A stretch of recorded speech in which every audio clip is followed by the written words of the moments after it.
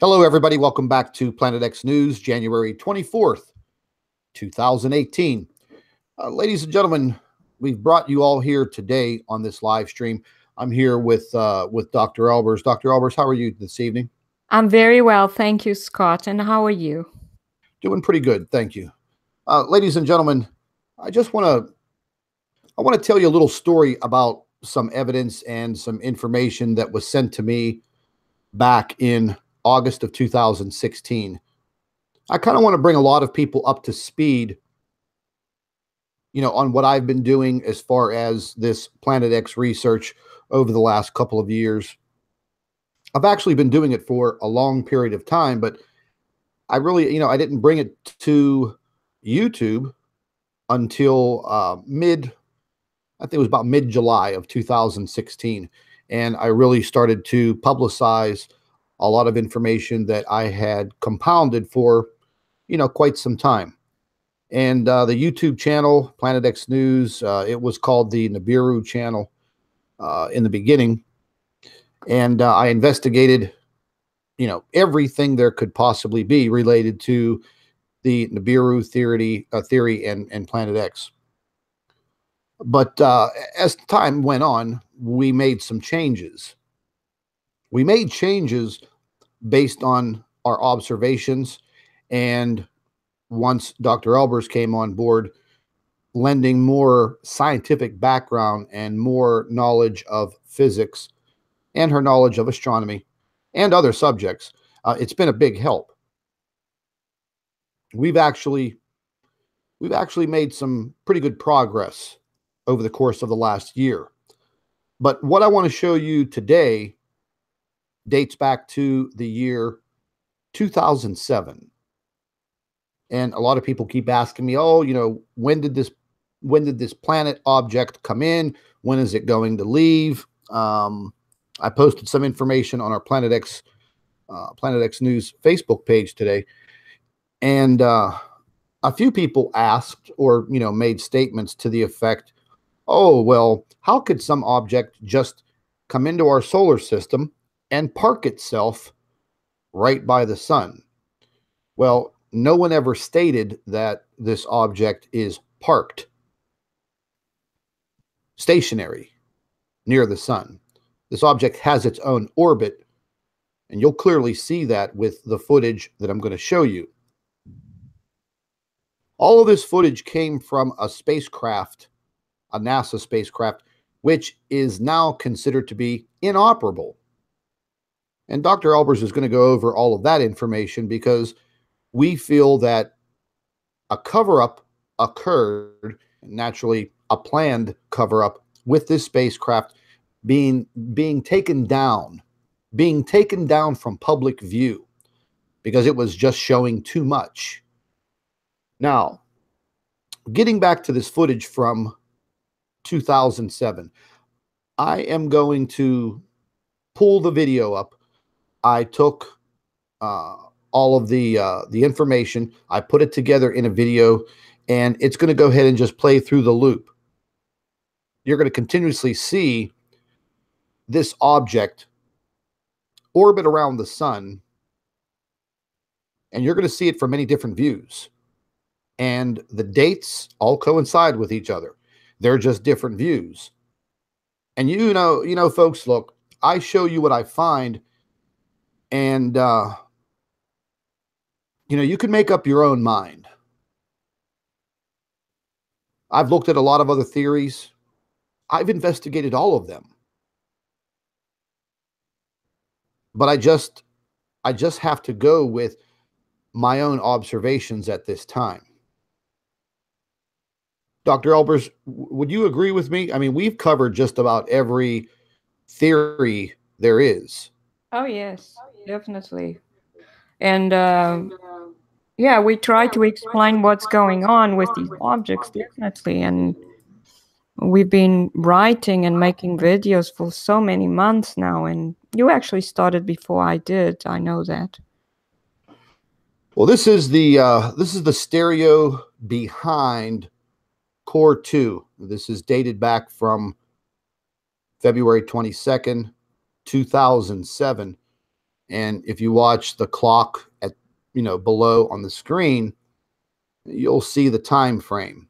Any of you can now go and access this information. But this spacecraft does not exist anymore to the general public. Yes. And the object that you see coming towards the sun, and this would be a different view than we would see from Earth, because there are two of these spacecraft, the stereo behind and the stereo ahead, core 2. Now, we still have access to the stereo ahead, core 2, but we don't have any access to the stereo behind, core 2, which you're seeing right now. Now, I'm just going to give you a very short backstory on how I found this information. And, it's a little bit of a weird story, folks. It's a true story. Not pulling your leg here. I started getting emails back in early August of 2016. Started getting emails from what I believe to be a woman. She was very intelligent.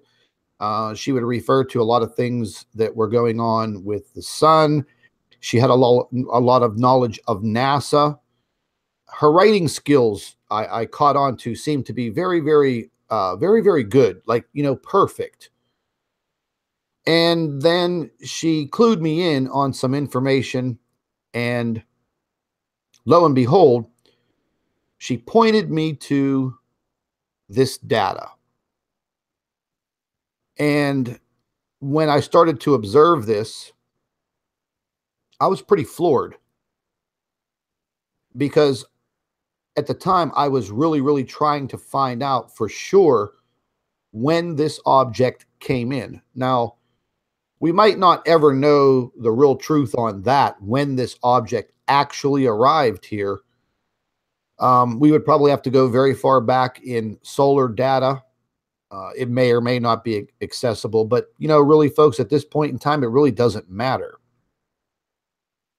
But when she pointed me towards this data, I was floored. The last email that she sent me, she said, people need to know about this. And I agreed. And then I tried to email her back one day with a question right before I was going to publicize this, and her email didn't work anymore.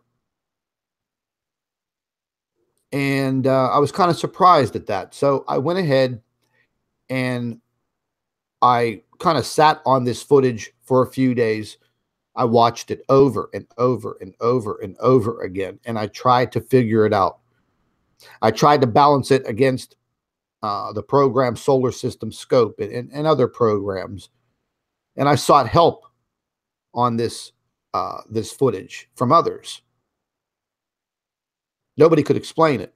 However, right after I did publish this information, this is when things changed for me.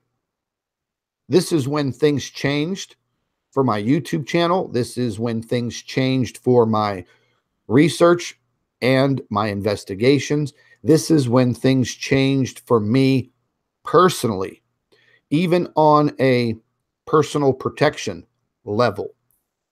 Because right after I showed this information all over YouTube and all over Facebook, well, the trolling organizations, the trolling operations, they just came out of nowhere. And I was under fire, and I still am to this day. I mean, this has been nonstop, 7 days a week, 24 hours a day. The wicked emails come in constantly. I mean, I told you guys before, I could share these with you all day long. You'd get bored reading them because they're ridiculous. But anyways, these debunkers come right out, and they claim that object was our moon, the moon up in the sky that we see. And I just didn't buy that, because it just didn't look physically possible. even with the locations of the spacecraft, looking at things on solar system scope, trying to investigate the entire video matter. It just didn't add up. And then all of a sudden they came at me with bringing an amateur astronomer into the picture who is a troll baby himself.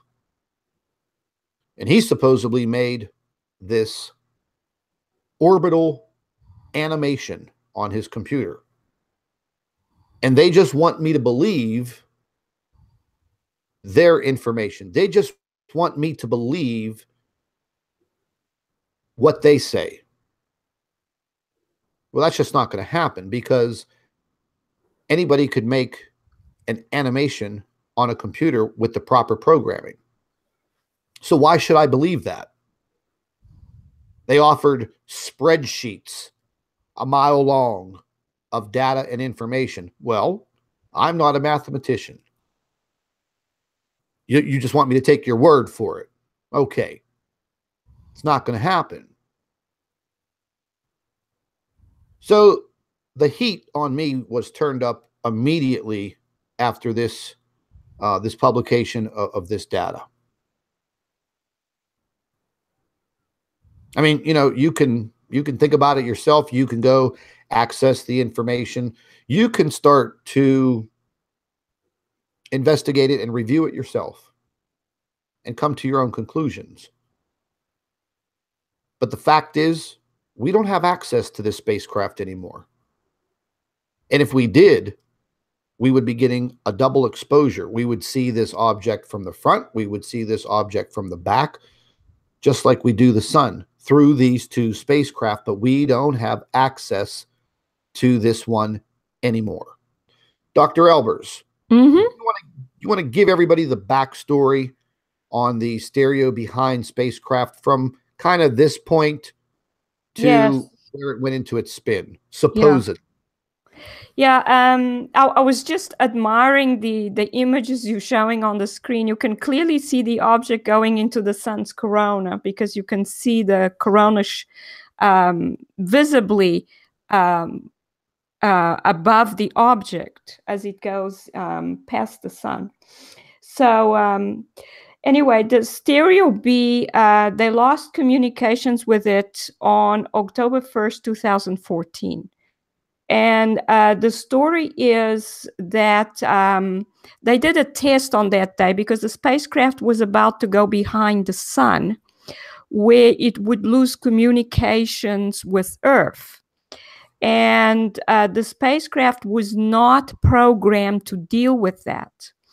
What it did have was the ability to do a kind of reboot once it didn't get any communications from Earth for 72 hours, so for 3 days. So they were testing to see what the spacecraft would do if it didn't have communications after 72 hours. And when they did that, something went wrong, and the spacecraft went into a spin. And the story goes that something went wrong, and the spacecraft was getting information saying that it was in a spin when it wasn't. And so it tried to correct that without needing to, and that caused it to go into a spin. And so they lost communications with it at that time because of this and during this test. And then the story is that on August 21st, 2016, they somehow managed to communicate with it. That's when they found out what was happening with it. But it wasn't recharging properly because the solar panels were not aligned with the sun because it was in a spin. And they tried to recover it, but they were not successful. And they haven't been able to communicate with it since September 23rd, 2016. So I think there's quite an elaborate story. But I think what is very likely because this spacecraft was showing us so many details of what was going on with the sun that they came up with a story, you know. It is an elaborate story, but as you know, there are many elaborate fictional stories around, so it's quite Well, you know what gets me about their story, you know, at the same time, Stereo Ahead was in space, correct? Mm-hmm.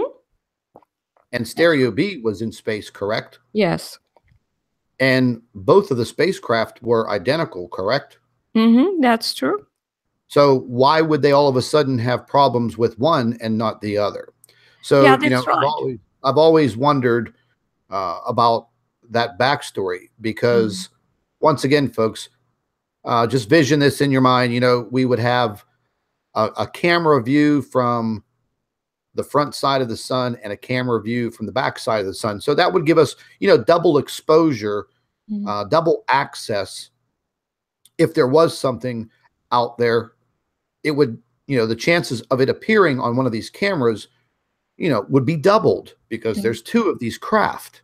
I think after a period of time and the exposure, and I mean the public exposure to this data, well, I think that started, you know, NASA getting into more of the cover up stage with their public access websites, because now going back to 2005 and 2006 and this footage in 2007, the individual that was emailing me and you know, giving me the access to this information, I later on, you know, after she disappeared from my email,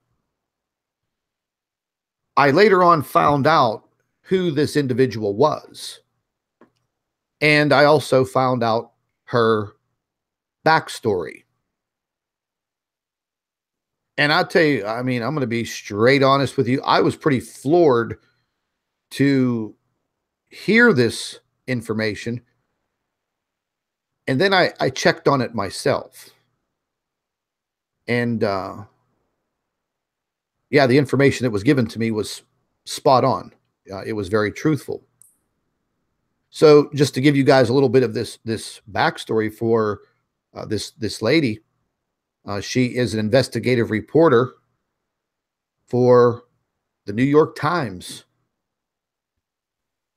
She is a very, very knowledgeable journalist for a very long period of time.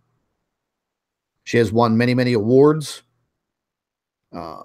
She is now covering international news for the New York Times. She still works there. I've made no attempt to contact her based on what she's been through. So back in 2005, she was given some information on this subject matter as an investigative report. So the information was just dropped in her lap. She knows nothing about astronomy. She didn't at that time. But the inside information, I guess, is, if you want to call it that, I guess it piqued her interest. Piqued her interest because of the possible damaging effects to our planet and our sun. She really didn't know what to do about it. So she decided to start making videos without any type of, you know, voiceover, just kind of some words typed in on the screen and showing some of this footage.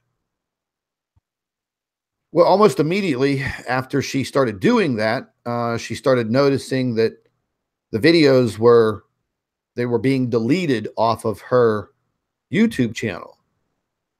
YouTube claimed that they had nothing to do with it, that it was coming from her end, meaning her YouTube channel was being hacked.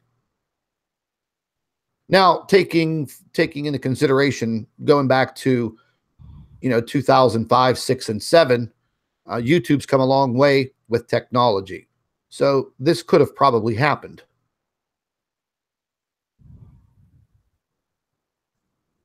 after they started deleting these short videos that she was making describing her observations, and she was getting help from the outside from someone with knowledge in astronomy, physics, astrophysics. There's just no doubt about it.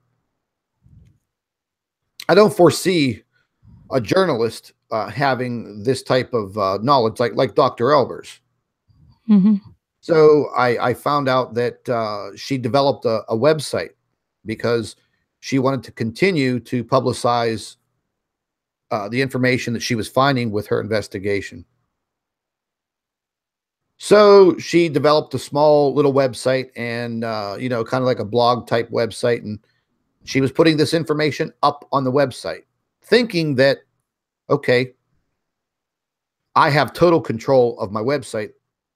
They're not going to delete this. Well, shortly thereafter, they started to literally delete information off of her website overnight, kind of almost like they were watching her electronic footprint, you know, everywhere she went. And I guess it kind of spooked her. And then her website was completely taken down. And then she got paid a visit at her apartment building in Manhattan, New York. An apartment building with armed security at the front desk, meaning nobody comes in the front door and passes the security guard and goes to the elevator, just go straight up unless you're a resident.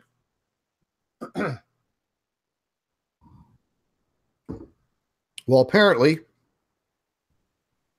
early in the morning when she was getting ready to go to work, she heard a knock at her door. Two men were at her door. She had no idea how they got up past security. And they were both dressed the same type of suit. She assumed that they were from, you know, some government agency. They were very blunt, straight to the point about what she was doing. And their professional advice to her was to basically stop. And they turned around and walked away. I think it scared her so bad that she did just that. She left a lot of the information up on YouTube. Others have been tipped off to it years ago, but really didn't do anything with it until it landed in my hands. And I think she was possibly, you know, watching my YouTube channel and maybe following my Facebook page from afar and decided, you know, to send this information to me, possibly others. The more and more I dug into it, the more and more I couldn't explain it. You'll have these people out there that will tell you that's the moon. It's not the moon. You know, you're looking at different views from different sophisticated cameras that are recording in extreme ultraviolet light on different levels. You know, Dr. Albers will explain all of this to you. But if you just watch the videos very closely, you'll see reactions to the sun. You'll see the moon. The moon commentary just isn't gonna fly. Yeah. So, Dr. Albers, you want to go into the technical background on the spacecraft itself and its cameras and the light and yeah, what you've observed, because you've seen this video footage numerous times. You've done reports on it. It brought you some heat, didn't it? Oh, yes, definitely. But to me, this was like a breakthrough when I saw this footage. These images was a breakthrough because this was the first time that I had actually observed one of these objects, because I had seen the effects of them being present in some of the stereo HI images, but I'd never actually seen an actual object, a spherical object coming up to the sun and traversing the sun. And this is actually what we see here. We see the sun reacting to it. And in the EUVI images, we can actually see that it goes into the sun's corona. And as it goes past those brighter areas in the sun's corona, those sunspot regions, you can actually see how the corona drapes across the object. The object, it clearly goes into the sun's corona. So obviously cannot be the moon. The moon would never go into the sun's corona, as you know. Well, can you tell everybody just briefly mathematically how that could not be possible? Well, the moon is orbiting our planet. So our planet is a huge distance, 93 million miles away from the sun. So this is where the moon is as well. And so this object, though, is right at the sun. Our moon could never go there. Plus, if our moon ever went up to the sun, it would be vaporized.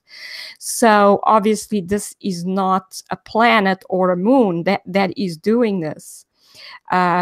And it's huge. It's about, this object, I measured its size. It's about 1.7 times the size of Jupiter. It's larger than Jupiter. So nearly twice as large as Jupiter. It's very large. I want to ask you something also. And you know, we've been theorizing the very quick speed and orbit of this object around the sun. Mm-hmm. And if you look at the time and date stamps from all of the footage that we have here, mm-hmm. you can see that it is racing around the sun at a very fast rate of speed, according to the days. That's right. So it's literally making its way, you know, around or in front, depending on the view that we have. Yes. Because we have several different views here. So you're going to see things in a different way. I mean, that's extremely fast. I mean, that's faster than Mercury. That's faster than any planet in our inner solar system. That's right. For it to make its way around the sun in this type of tight orbit, I mean, it's got to be moving pretty fast. Yeah, this object is certainly moving extremely fast.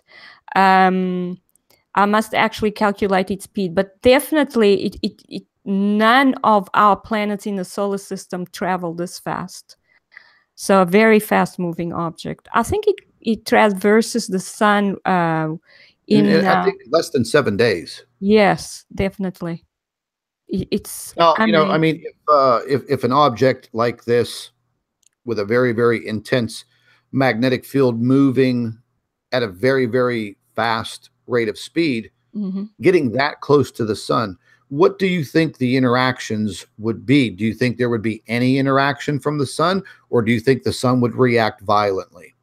The sun obviously should react violently, and indeed it does. I mean, how would you expect a star to react when another star comes right up to it? You'd expect a violent reaction. And this is basically what happens. We do see it. Some of the images are missing for that time, but we can still see a violent reaction from the sun. We see this dimming in the corona in most of the images. In the EUVI images, we basically see as the object gets to a certain point, the sun seems to move up and then down again. And that's one thing that, I've written about, this jolting action that the sun has whenever these objects approach it very closely. So it definitely reacts to the. Now let's talk quickly about the size comparison to what you're actually seeing on the core 2 compared to the EUVIs, the colored the colored shots that we have, because I want everybody to understand, you're dealing with different types of cameras on this craft that record in different ways, and they record in different things, and they are also zoomed in at different speeds. So if you want to go ahead and explain that as you're seeing it now. The core 2 is visible light, but it's coronagraphed, so it's designed to block out most of the light so we can observe the corona. This particular one, that's an ultraviolet, that's the 304 angstrom. And so it's an ultraviolet detector, which then we can see it in false color. This is the 171, so it's ultraviolet as well. There, you just saw the sun move up and down, and you can see that the object, as it approaches the outer corona, is black. And then as it enters the blue region of the corona, it goes blue. And that means there's corona between the surface of the object and the detector. You see, that's how we know it goes into the corona. It's beautiful. Now, what about the differences? And this is what I want everybody to understand. What about the differences in the zoom level from the core 2? Oh, yes. Definitely. To EUVI. So because people are now seeing this in a real close-up view. That's right. And in the core 2, they're seeing it from a very, very far view, which would almost be, you know, its natural view because of the distance of the spacecraft from the sun. So there is some zooming in these cameras, and that's what you're seeing on your screen right now. When you see these colored versions of the extreme ultraviolet intensity, this is the 284 angstrom. You're seeing this at a very, very zoomed in level. That's right. Okay. Now I took still photographs here to give you a better close-up look. And I also converted all of this to a higher definition. Yes. To get the pixelization out. So it looks pretty good. But if you do you want to explain that, Dr. Albers, the positioning? Yes. Well, the natural view, I think, is the core 2 image view. That's how small the sun is. And that's the normal size that you would see in the HI images as well, except they focus to the side. But we definitely have a zoomed in view. It depends on what in the ultraviolet images we want to actually image the sun itself, so it's zoomed in. Whilst the core 2 images, we're trying to look at the outer corona. That's why we see the sun much smaller, and what we see then in the image all around this one is basically the outer corona, which goes out to the edge of the image, which is about 12 times the radius of the sun. And this one, the ultraviolet, of course, it's zoomed in so that we can actually see the sun itself and the inner corona. Yeah, the information was definitely spectacular. And look, folks, you know, here's the bottom line. You're always going to have critics out there. You're always going to have people tell you, you know, that you're wrong, you're a nutcase, you're an idiot. But they never really bring any type of credible evidence to the table. So, you know, you can sit back and it's easy to, you know, flap your gums and run your mouth. But you really have to come to the table with some hardcore evidence. And, you know, just like these troll debunkers that came after me in 2016 and still to this day, you know, they bother me every single day. Well, they think it bothers me, but, you know, I toy around with them. But they're still harping on this data to this day. Mm-hmm.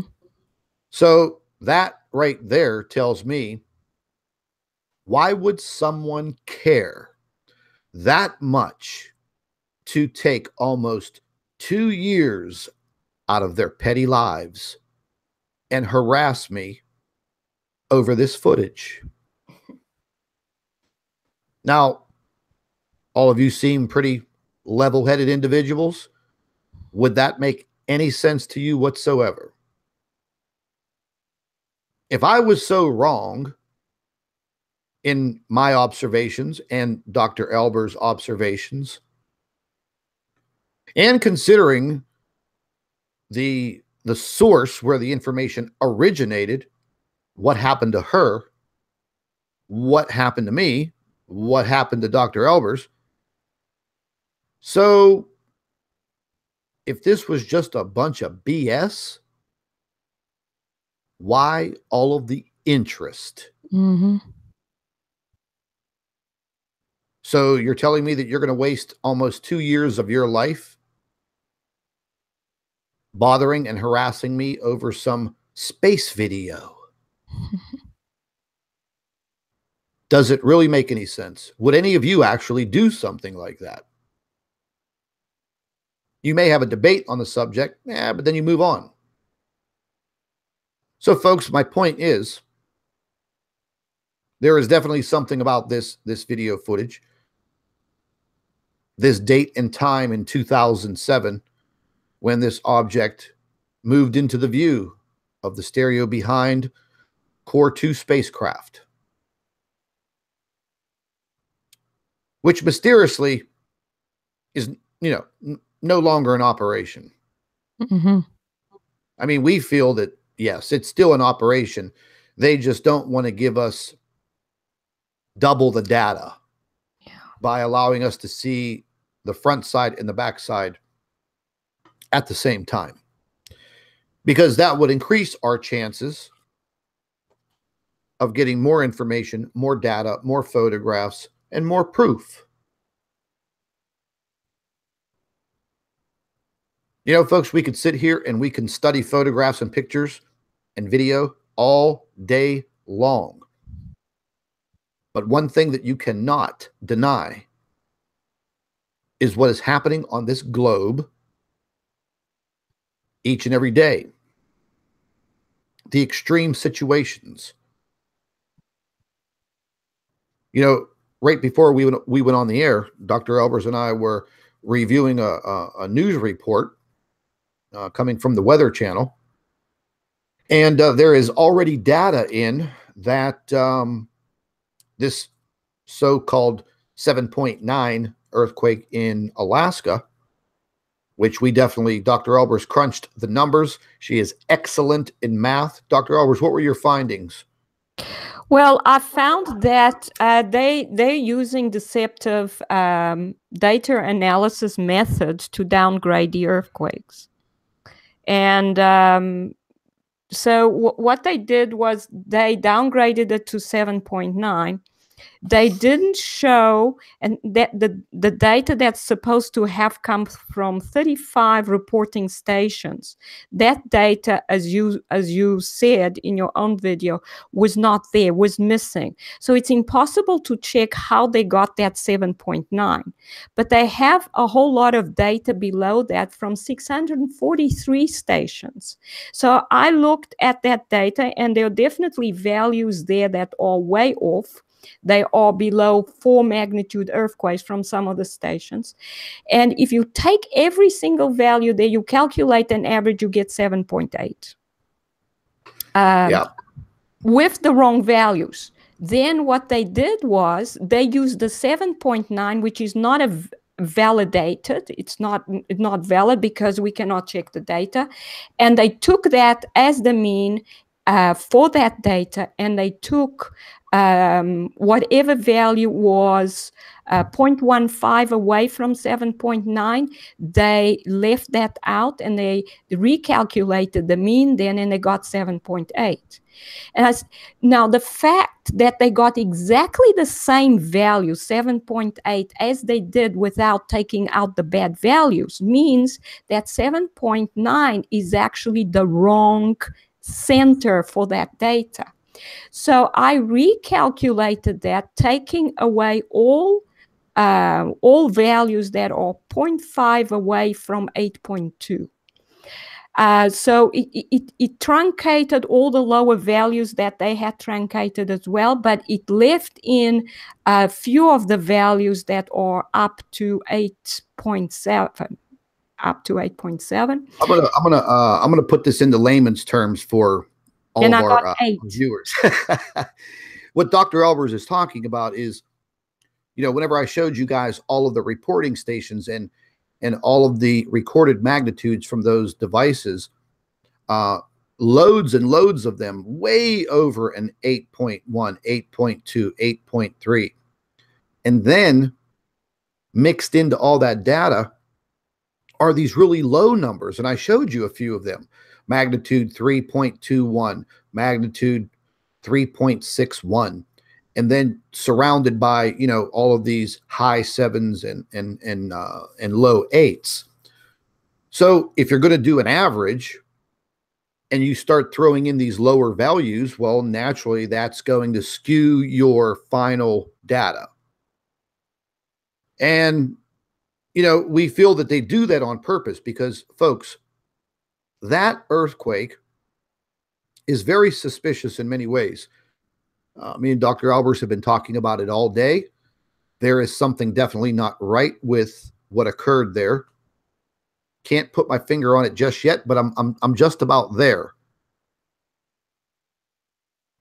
So there wasn't any damage from this earthquake. So I asked Dr. Albers, what is the possibility of this earthquake being kind of inverted? Instead of the majority of its energy being pushed up, a lot of it was pushed down into the earth. But at the same time, energy was definitely felt by the seismic detectors. A magnitude 8 earthquake in this region, underwater, on the ocean floor, depending on the style of the earthquake, would definitely cause some type of tsunami wave, something bigger than a foot. Mm-hmm. But none of that happened. Yeah. And then I see a report, and I just want to show it to you guys. You know, this is really bugging me now. Just give me a second, and I'll pull this up. Oh, here it is right here. Now, this is a report that just came from across the country. This is on the Weather Channel. It says something shocking happened in Florida after the Alaskan earthquake. Well water levels changed. Now, we're not talking about whole bays of water. We're talking about well water. We're talking about a very small measurement, nothing major. But for this earthquake to affect well water in Florida, the distance is 3,800 miles. Mm-hmm. 3,800 miles. So that energy didn't cross on top of the land. It crossed underneath the United States. And we had this occurrence in Florida. Mm-hmm. So that's why I'm very suspicious of this earthquake. And then earlier today, there was an earthquake off the coast of British Columbia, up near Washington, really, really close on the Cascadia Fault line. It was 239 kilometers deep. The big earthquake that happened in the Alaskan Gulf was a very shallow earthquake. So if you think about it, it was a pretty big earthquake, very shallow, which would mean near the surface. What happened to all the energy? Where did it go? So that's why I was asking Dr. Albers about, you know, is it possible for an earthquake to occur, but push the majority of its energy downward instead of upward? Yeah. Dr. Albers, your reply on that? Yeah, definitely. Remember, I explained earthquakes as being like discharge or lightning underground. And the lightning can come up from the surface to connect to the point, to the epicenter, or it can go from the epicenter towards downwards. So definitely that's a possibility. It's currents underground, and obviously it affected Florida in some way. So that energy must have transferred underground to that region, and yeah, it's very, very suspicious, I think. You know, folks, I see one of our colleagues in our live chat, Grand Solar Minimum. Hey, thanks for that $20, but we're going to keep that $20 going back and forth like tennis. But thank you very much. Jake and Maury have been working on the Grand Solar Minimum for some time now. And that's very, very critical information, folks, because, we're moving very close to, or we are on the cusp of a solar minimum, which, based on history and scientific evidence and fact, it's going to create other problems with our climate, other problems with our temperature, just problems, period. If you guys click on his avatar, you can subscribe to his YouTube channel and keep yourself in the loop with all information, folks. We got good people out there that are providing very valuable information. Grand Solar Minimum, BP Earth Watch, Mr. MBB 333. There's a host of people out there, Dutch Sense, Suspicious Observer. There's some very credible individuals out there that are keeping in tune with their subject matter. I think it'd be a good idea to add some of these channels. If you're not already subscribed, add them to your bookmarks. Show them that support. And at the same time, you're gathering more and more knowledge, more and more information, and you're staying one step ahead. And I think that's what counts. That's what we're all here for.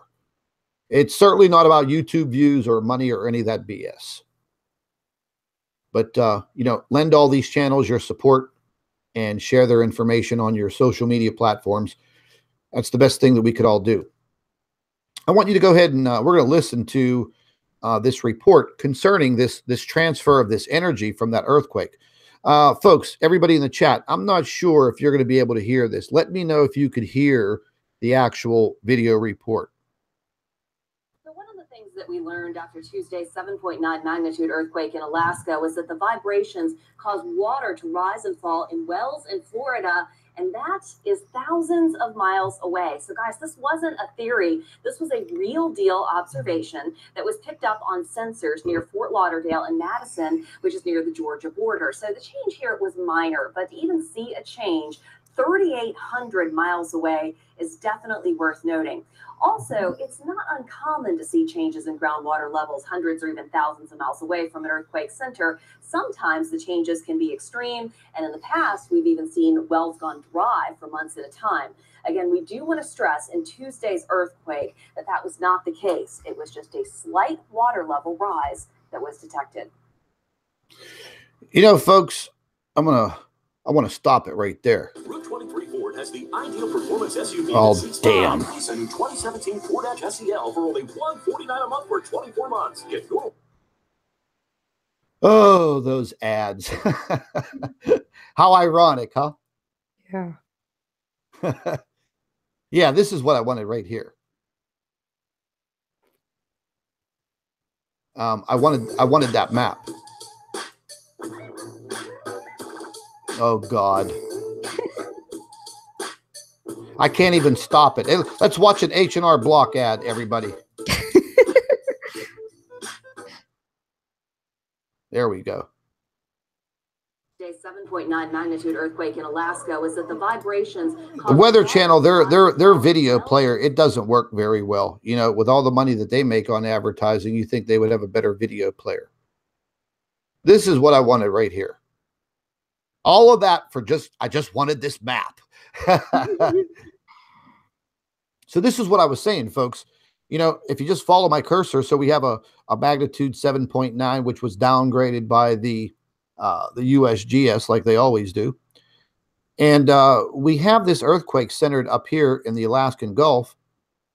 3,800 miles away, well water was affected in Madison and Fort Lauderdale, Florida. 3,800 miles. So we didn't see catastrophic damage from this earthquake. And that's very suspicious. And that's not the only suspicious story that I found on this earthquake and what's happening to this planet and some of the reasons why this is happening. And, once again, folks, you know me, I am not one to sugarcoat shit and call it candy. Okay. I'm going to tell you exactly how it is. So this wasn't the only odd story that has come out now on this. And we're going to shift over to Planet X News, the website, and check out this story. Large tsunami warning buoy washes ashore near Yachets. I guess that's one of those Alaskan names. Now, if any of you have never seen one of these tsunami buoys, pretty massive object. You can see it in relation to this guy standing next to it. This is the guy who found it washed up on shore. And this happened right after that earthquake. Now, I did watch, I watched a documentary on how they service these buoys out there in the ocean and how they pluck them out of the water and they do maintenance on them and then they put them back in. And listen, folks, these are not just like some little flotation device. They use a crane to put these objects in and out of the water. They're very, very heavy. And this one just mysteriously broke loose on that day and made its way all the way into shore in a short amount of time. So I'm trying to get some more information on it. And you guys can check this all out on the Planet X News website. I posted the article on the Facebook page for everybody to check it out. And this is a NOAA buoy. You can see it right there. NOAA tsunami. Mm-hmm. So this buoy broke loose off of its mooring, I guess, and its weights. Mm-hmm. Big, heavy duty chain, man. These things they weigh a ton and they're kind of anchored to the bottom of the ocean. Mm-hmm. And they are maintained. They do go out there and they do maintain these and they do maintain the area that they're in. Yes. But this one broke loose, ended up on a beach. Mm. So you guys can check it out. Very, very interesting. But again, there's kind of some suspicious things with this earthquake. The story coming out of Florida. Now this story about the buoy, the lack of a tsunami, how shallow that earthquake was. Yeah. What do you think about that, Doctor? Well, I think that there should have been some kind of tsunami effect. And if the buoy was loosed, obviously it must be anchored to the bottom of the ocean. So something must have happened at the bottom to loosen it.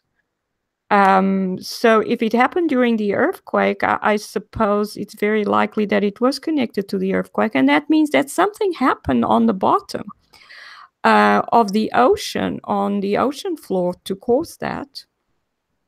So this has never happened before? I mean, I've never seen it. I posted the link for the article in the description box. Oh, the chat box. Yes. But we don't have any more information on it as of yet. I'm gonna continue to poke around and see what I could find because again, it was about a year ago. I watched that documentary. It was a NOAA documentary, and it was on the servicing of these buoys. They have a crew, many ships, and they service all of these buoys. They pull each one out of the water. The chains are just enormous. So, it may just be a coincidence, folks. It may not be nothing, but I don't know. I find it very suspicious. All of the circumstances surrounding that earthquake. And folks, it's just not the earthquake either. I'm going to switch over here to this our just earthquake map. We're going to zoom into this area. And they've already removed some of the swarming earthquakes. These are all aftershocks. Okay. Yesterday, there were more. I posted it on the Facebook page. I counted over 30, which also included the initial shock, and more today. I mean, it's still rumbling in this area. Yes. And then you see these earthquakes right here in this straight line flowing right up into parts of central Alaska. Very suspicious, folks. Very suspicious. So you can see the straight line. I guess the majority of that energy might have went this way. Here's the areas of Florida, northern Florida, and southern Florida. Made its way right underneath the Gulf of Mexico. Yeah. Just pretty odd circumstances. What do you think, Dr. Albers? I mean, I'm just kind of not buying it. Scott, don't forget, whenever there is an earthquake anywhere on Earth, it is felt everywhere on the planet. Yeah. So it reverberates. The whole Earth feels it as if it's a bell ringing inside the Earth. So it will affect every part of the planet. But obviously, this drop in the well level is very interesting.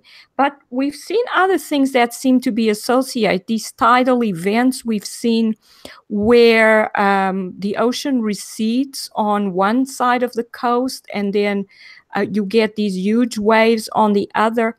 This, I think, is to do with the same thing that's happening with earthquakes, and everything's to do with electrical currents. And this is because of what's happening to our planet and what's happening with our ionosphere. So the effects seem to be on the increase. That's why we are seeing these things. But your suggestion that the energy went downwards instead of up, well, it could also be that there was no actual uplift. Maybe it was a side movement that occurred at whatever fault was there. Yeah, definitely strange. I mean, I'm finding the circumstances very, very strange. And then to have the higher magnitude 3 earthquake right off the coast of like Oregon in that Cascadian fault line. Yes. At 239 kilometers deep. So that was a pretty deep earthquake there. Yes. And don't forget that if we have charge building up that created this earthquake, then regions not far from there may have charge building up as well. And what we have near there is other major fault lines. We have the Cascadia, and below that, the San Andreas. Yeah. So all of these could have charge building up on them, which may lead to earthquakes happening along those fault zones as well. Yeah, very, very soon. Also, someone mentioned in the live chat that, that energy passed right underneath, 2 of the largest mountain ranges in the United States, the Sierra Nevadas and the Rocky Mountains. And hey, we're going to be watching it very, very closely to see if there will be any after effects of what occurred out there. Something else I wanted to touch base on, folks. We have some events coming up: blue moon, total lunar eclipse, and super moon, all to take place on January 31st. Very, very interesting. But there was a report on it. I'm going to go ahead and bring this up. Let's check it out. only supermoon of the year happens tomorrow night. Supermoons take place when a full or new moon coincides with the moon's closest approach to Earth in its monthly orbit. The supermoon tends to be brighter and seems larger than its usual size. The best times to see supermoon are right after sunset or minutes before the next sunrise. The last supermoon happened in November 2016.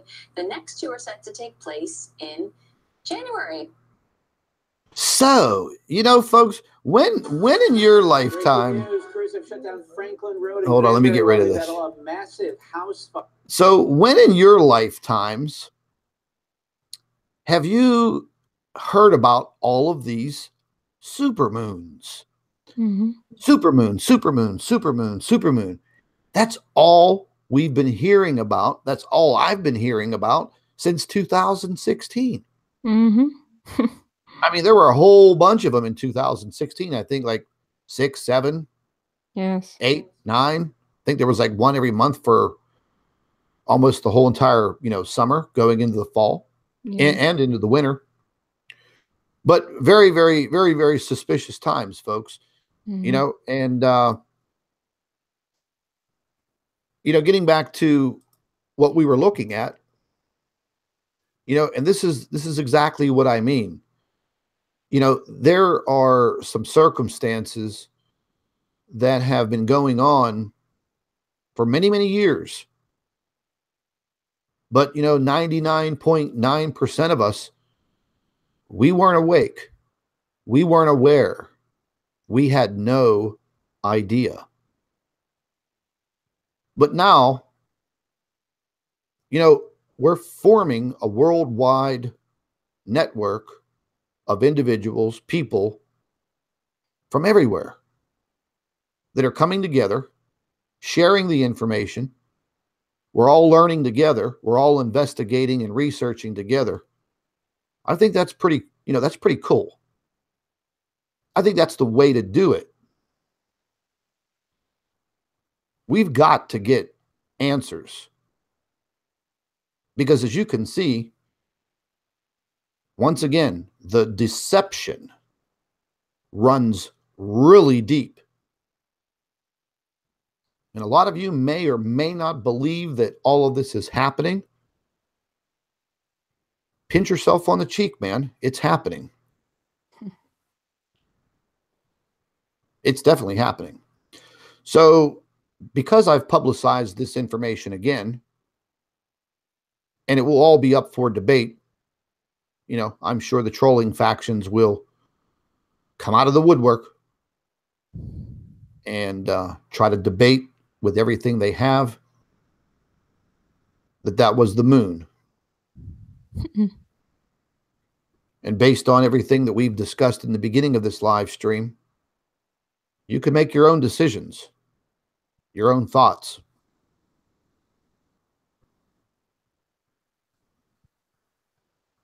But it's pretty intriguing.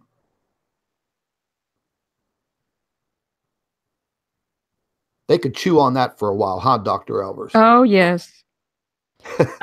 We're giving them some food. Absolutely. Giving them a steak, a filet mignon on a platter. That's right. What happened to you whenever you started doing your reports? Because I know you've written a couple of reports on this this subject matter right here. And yes. What did they do to you?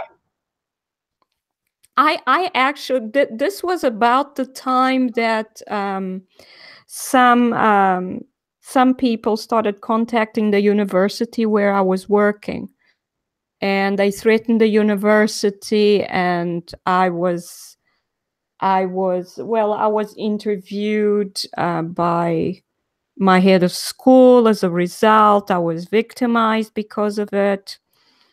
And as a result, eventually I had to leave the university. I couldn't. Yeah, so it was actually a very hard time for me because of all this. Because I started writing these articles because, you know, during my free time, and I enjoyed doing it. I was trying to find out what was happening in the solar system. And I started writing these articles, and I was enjoying it. and then I got into trouble for it, I suppose. Could put it that way. Excuse me. You know what I was just sitting here thinking that, you know, everyone, pretty much everyone who has delved into or touched on this video footage has gone through complete and utter turmoil, boiling all the way down to people paying you a visit, to deleting videos, websites, harassment, threats. It just goes on and on. So, you know, I was a victim of it. Dr. Albers was a victim of it. So once again, folks, if there was nothing to this, then why trying to, you know, cost this lady a 17-year career as a professor, something that she's trained and educated herself to do, a passion of hers to teach. Yeah. Do you think that was necessary if that was just the moon? Blue moon. Yeah, you see, this is a cover up. Yeah, I like to call it the greatest cover up, well, at least scientific cover up in the history of mankind. What's happening in our solar system, Scott? As Chris Potter would say, that's nothing but a flying cheese sandwich. Yes. Yeah. I don't know, folks. You know, the more and more that we dig into a lot of things, trying to search for answers, you know, the more and more we do find. In the course of the next couple of weeks, we're going to be digging into some other subject matters, things that are of concern, things that are happening worldwide. You know, this flu epidemic is something that we're going to delve into, and maybe something that we shouldn't delve into is vaccinations. You know, everybody that delves into the vaccination investigations either ends up dead or, you know, with their life being threatened. So, hey, look, you know, I'm already halfway there. I might as well go full tilt because I don't agree with a lot of these vaccinations. And I think that there is something very seriously wrong. There are medical professionals that are, man, they're starting to come out and they're starting to step up and they're starting to tell the truth. And there are hospital workers, there are nurses. I mean, there are people that are out there and they are opening up their mouths. So, you know, we're going to be getting into some of that subject matter. We're also going to be bringing on a very nice lady who delves into a bunch of other different subjects that I've looked into before, like symbolisms within governments. And we've all, you know, seen the dollar bill, you know, with all of the Illuminati and Freemason symbols on it. And she touches on some other subjects also. And, you know, we're going to get a little deep into some of these other subject matters because I think they all play a role. Just recently, Wayne Steiger, his YouTube channel, he did a video on these designs of these NASA patches, mission patches. Ooh, man. Wow. You want to talk about symbolisms? Yeah. Government organizations. Very weird things, folks. Just not out in space, but right here on our own planet. And it seems that our threat level, as far as what's happening, it seems to be increasing to the next level. That's something we're just going to have to keep our eyes on. I don't think there's any way of predicting any of this. The only thing that you can do is just, you know, continue poking around, continue your research and your investigation, increasing your knowledge and trying to figure it out. Not one person has all of the answers. not even science. But I'm intrigued at a lot of the things that I'm seeing, but at the same time, it is very worrisome. I know it's very worrisome to a lot of people, but having a better understanding of what is happening, kind of levels that out for some people.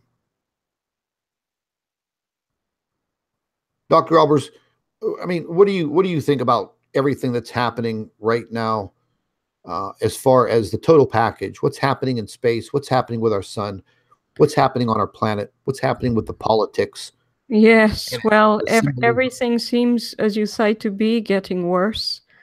Well, these objects have been here for a while, but as more and more people find out the truth, and I think the effects are getting more and more difficult to hide because they're getting stronger. So, yeah, but things are definitely seem to be getting worse. The governments are in upheaval. There's talk of war. All of this is been happening, and it has been prophesied that it would happen in the end of days, and in this time where we may have these changes, and this is what we see happening. That's difficult times, and I think they are not going to get any better. I think the Earth is feeling the effects of what's happening with the sun, and the effects are getting stronger. And I don't think we can expect it to get any better. These objects are not going to go away. So the effects of them being here and on the sun and on the Earth will keep on increasing. So, I like to say that this is a good time to get to know our Creator, because in the end, there's not much we can do about it, except, as you say, keep on finding out what's going on. I think it's important that people know the truth, because if you know the truth, even if there is nothing you can do about it, you will realize that you need to prepare spiritually for possibly even dying. And only knowing the truth will make you realize that. And so get to know our Creator is a good thing to do at this time. Yeah, I definitely agree. Definitely agree, as always. I'm going to go ahead and stop sharing here. Yeah, ladies and gentlemen, like I say all the time, knowledge is power. The more you know, the better off you're going to be. I don't like being surprised by things like this, but it seems to be happening on a daily basis, just about every minute of the day. There's a lot of flooding going on worldwide. They're having problems in Spain, Paris, France, different areas of France, Switzerland, a lot of parts of Europe, a lot of weird, severe weather. There's some more severe weather that's going to be impacting the United States in the days and weeks to come. It's going to be kind of like a roller coaster. And we've talked about this weather, how to try and guard yourself by at least, paying attention to what's happening around you as far as reports are going. And if you have to get these reports from alternative sources, so be it, but at least you're keeping yourself in tune. I think that's what counts. So, ladies and gentlemen, I'd like to thank each and every one of you for being here with us. I wanted to show you this information from 2007 for a reason. One of those reasons is what I just mentioned. That information that I showed all of you, it has affected many professionals, such as the investigative reporter that uncovered it, myself, Dr. Albers. So if there was nothing to it, then why the threat?